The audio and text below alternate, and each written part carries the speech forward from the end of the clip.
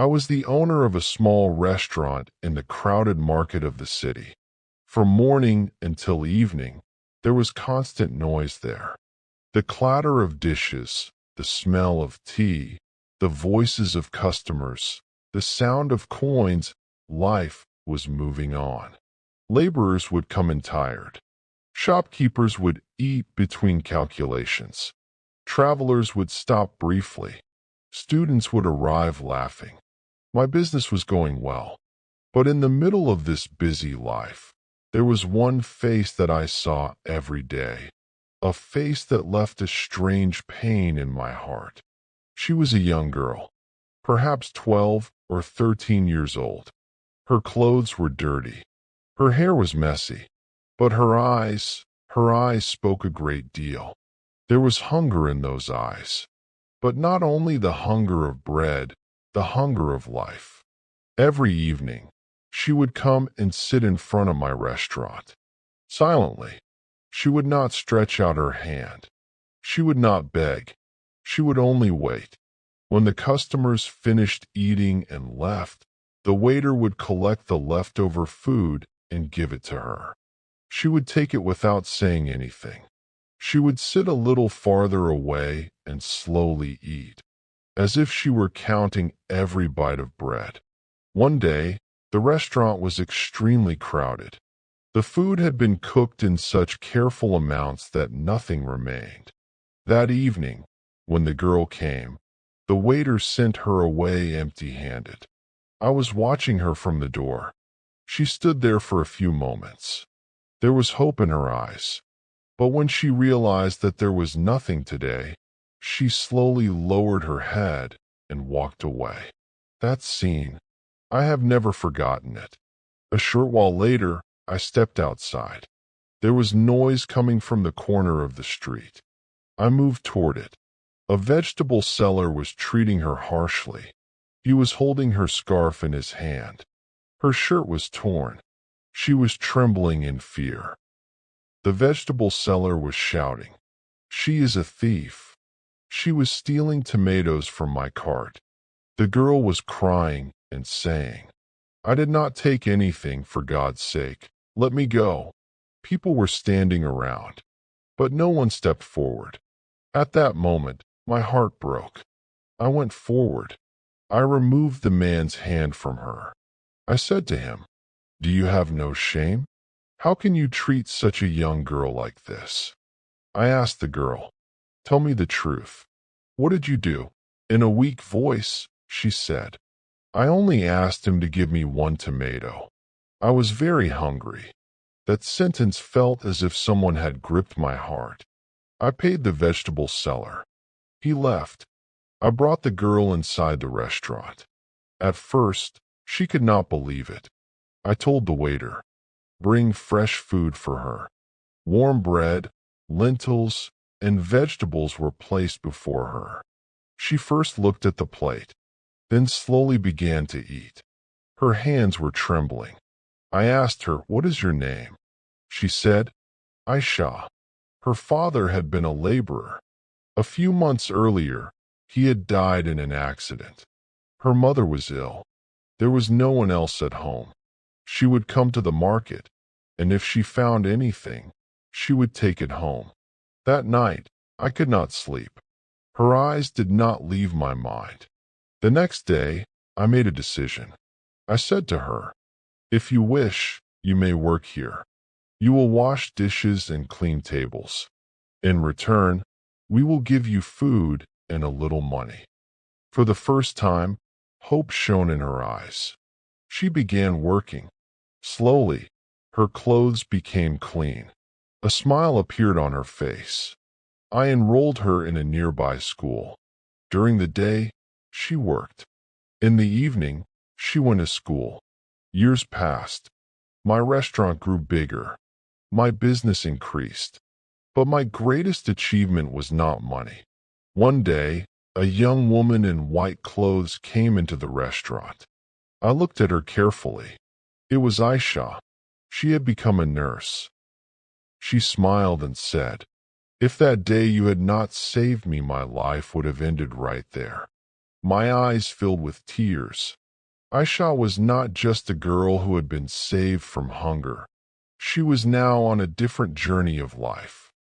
After becoming a nurse, Ayesha worked with great dedication.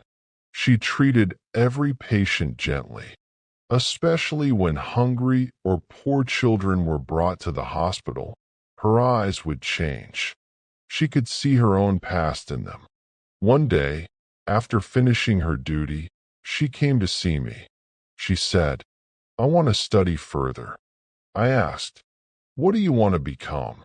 She lowered her gaze slightly and said, "I want to become a doctor." For a moment, I remained silent. Becoming a doctor was not easy.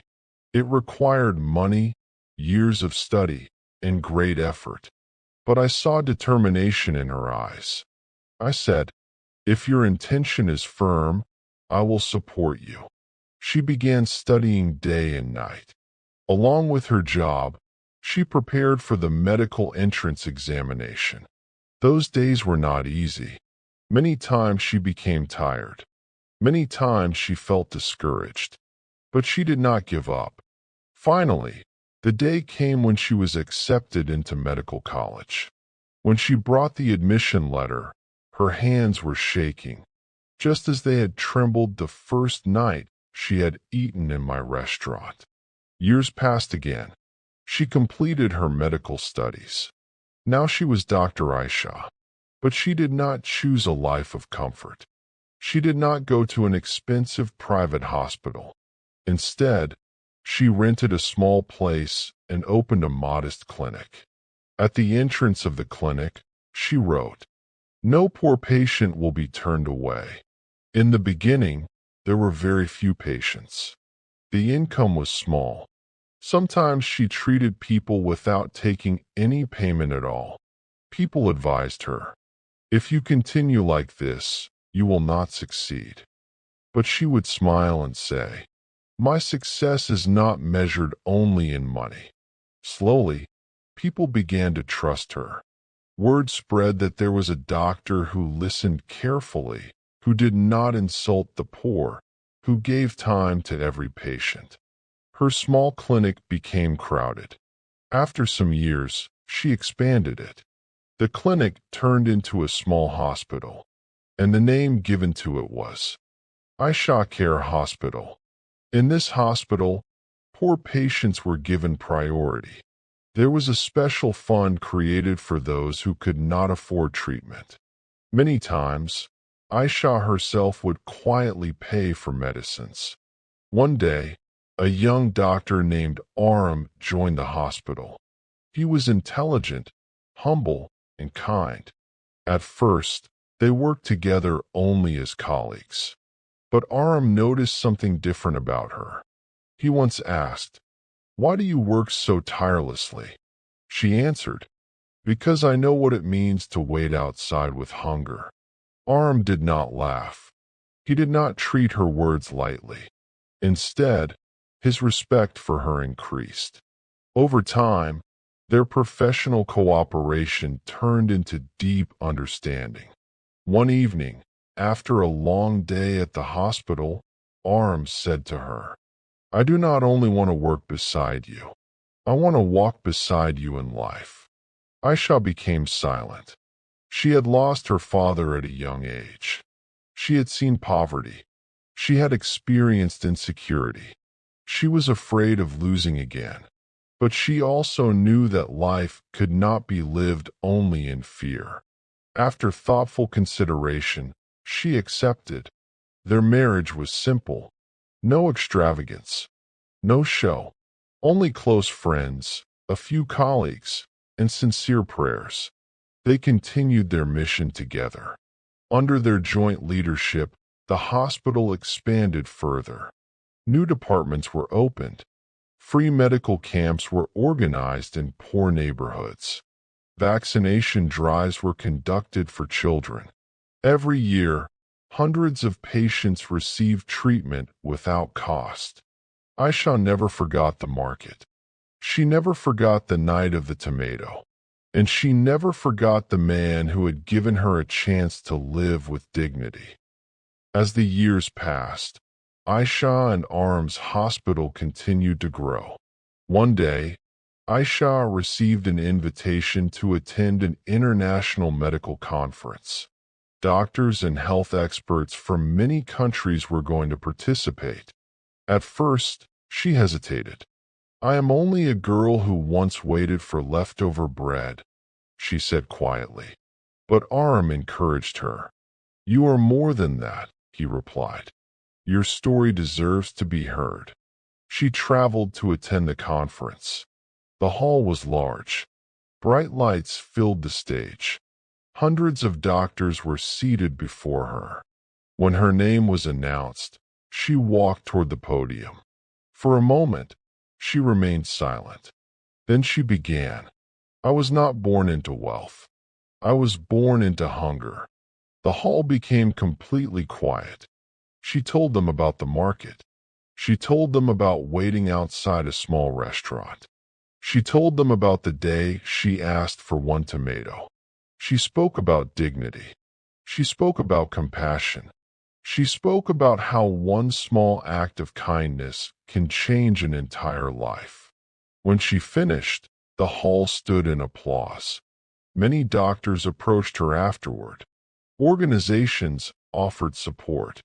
Partnerships were proposed.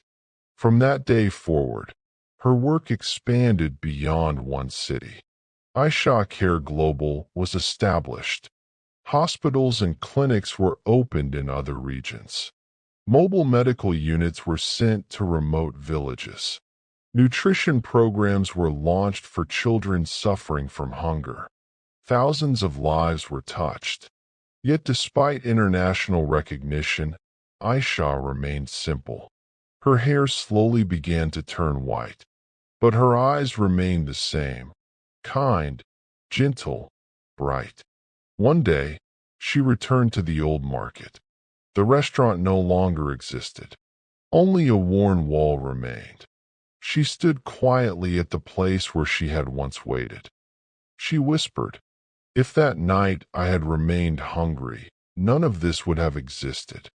After that visit, she established a foundation. Its name was the Hungry Eyes Foundation. Its mission was clear. No child should sleep hungry. Every poor child should have access to education. Healthcare is not a privilege, it is a right. Years later, Aisha's health began to weaken. The doctor who had healed thousands slowly became a patient herself. She was admitted to her own hospital. Doctors surrounded her. Nurses moved quietly. Arm remained by her side. One evening, she asked to see me. I sat beside her bed. She held my hand, the same way her small hands had once trembled years ago. In a soft voice, she said, "That day, when you gave me food, you did not only fill my stomach, you filled my future." Tears filled my eyes. I could not speak. One peaceful morning, before sunrise, she closed her eyes for the last time. There was a gentle smile on her face. But she did not truly leave. Her hospitals continued to function. Her foundation continued to feed children. Her doctors continued to treat the poor with dignity. On the wall of every hospital branch, these words were written. Sometimes one plate of food can change a life.